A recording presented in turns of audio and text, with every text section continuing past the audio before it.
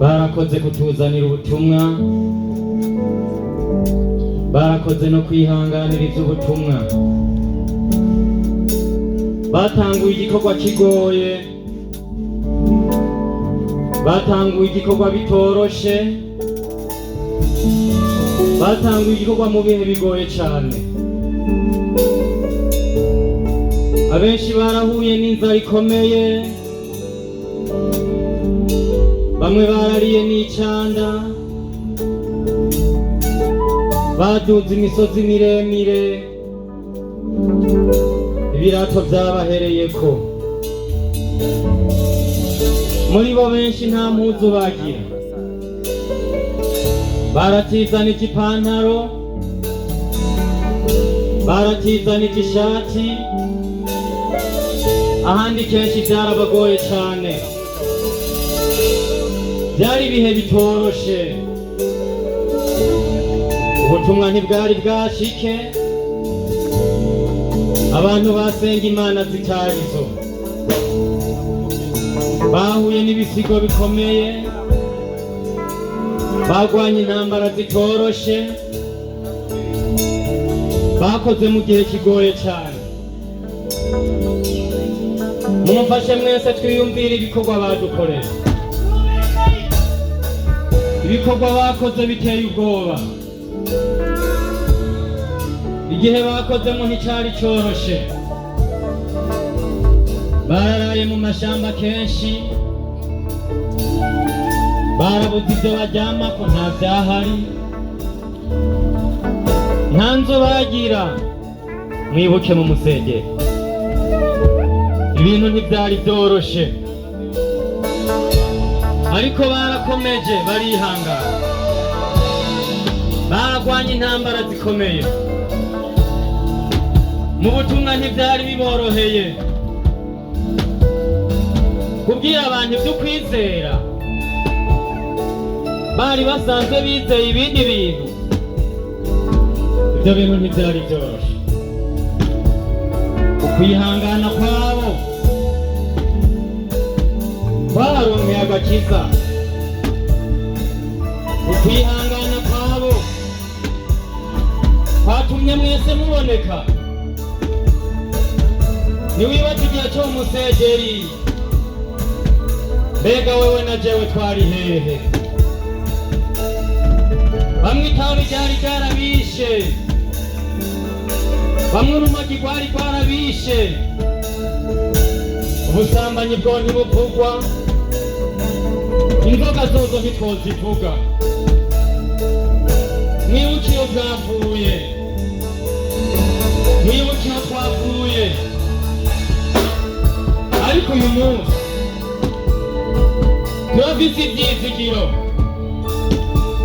dufise ivyizigiro vya kazoza, ko tuzobona Imana, tukabona Yesu,